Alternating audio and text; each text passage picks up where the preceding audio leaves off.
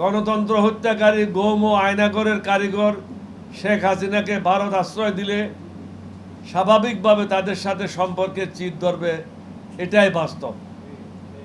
তাকে যথাশীঘ্র ভারত থেকে এনে গণহত্যা, দুর্নীতি এবং দেশের সম্পদ লুণ্ঠন, বিডিআর হত্যা, হেফাজত ইসলামের হত্যাকাণ্ডের দায়ে বিচারের সম্মুখীন করতে হবে।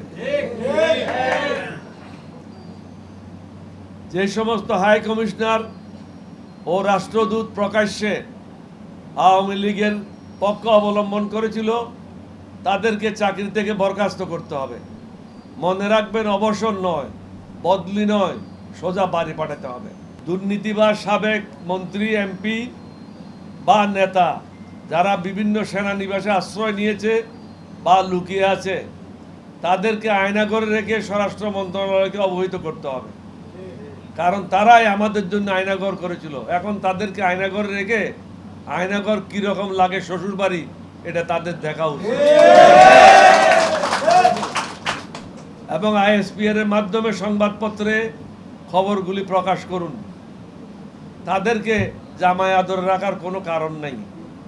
এতে আপনাদের বামমূর্তি উজ্জ্বল হবে না, বরং বামমূর্তি ক্ষুণ্ণ হবে। তাদেরকে ইমিডিয়েটলি স্বরাষ্ট্র মন্ত্রণালয়ের কাছে হস্তান্তর করেন, এতে আপনাদের বামমূর্তি উজ্জ্বল হবে। বিগত দিনগুলিতে আপনাদের হারানো বামমূর্তি আপনারা অনেক উজ্জ্বল করেছেন। পুনরায় উজ্জ্বল করার ব্যবস্থা গ্রহণ করুন। বাংলাদেশের কোনো নাগরিকের উচিত হবে না এই ধরনের জাতীয় শত্রুকে আশ্রয় দেওয়া। কোনো বাসায় এই ধরনের জাতীয় শত্রু পাওয়া গেলে আশ্রয়দাতাগণের বিরুদ্ধে অনুরূপ ব্যবস্থা নিতে হবে। এদের যারা লুণ্ঠনকারী, গণহত্যাকারী, তাদের বিরুদ্ধে যে ব্যবস্থা নেবেন, যে আশ্রয় দেবে তার বিরুদ্ধেও অনুরূপ ব্যবস্থা গ্রহণ করতে হবে। আশা করি এই জাতীয় শত্রুদের সকলে ধরিয়ে দেবেন। র্যাব ও পুলিশের ক্ষমতা প্রয়োগে সীমানা নির্ধারণ করতে হবে। আনলিমিটেড পাওয়ার দেওয়া হয়েছে, যার কারণে যখন তখন যা ইচ্ছা তা তারা করতে পারে, এটা বন্ধ করতে হবে। মিথ্যা ও গায়েবী মামলা, বিনা ওয়ারেন্টে গ্রেপ্তার ইত্যাদি অসাংবিধানিক কার্যকলাপ বন্ধে সুনির্দিষ্ট নীতিমালা এবং কঠোর শাস্তির ব্যবস্থা রাখতে হবে।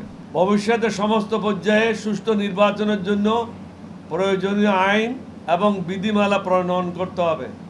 দুষ্কৃতিকারী ও আইন লঙ্ঘনকারীদের জন্য কঠিন শাস্তির বিধান রাখতে হবে। কোটা বিরোধী আন্দোলনের সময় যারা অস্ত্র প্রদর্শন করেছে, বিগত 15 বছরে আওয়ামী লীগের সন্ত্রাসীরা, অঙ্গ সংগঠনের সন্ত্রাসীরা প্রকাশ্যে বিভিন্ন জায়গায় অস্ত্র প্রদর্শন করেছে। পুলিশের কাছে এগুলি রেকর্ড আছে। তাদেরকে দ্রুত গ্রেপ্তার করতে হবে এবং তাদের কাছে থাকা অস্ত্রগুলি উদ্ধার করতে হবে। অন্যথায় বাংলাদেশে কখনো শান্তি ফিরে আসবে না। কয়েকদিন আগেও দেখলাম, গতকালই বোধহয় বিএনপির একজন নেতাকে কোথায় ক্লোজ রেঞ্জের থেকে হত্যা করেছে।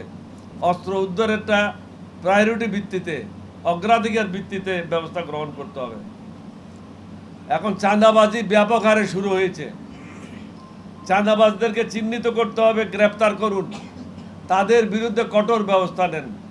প্রয়োজন হলে হাত পা বেঁধে সরহদ উদ্যানে জনগণের প্রদর্শনের জন্য তাদেরকে নিয়ে আসেন। কারণ এরা মানুষের বন্ধু না, এরা হলো জনগণের শত্রু, দেশের শত্রু।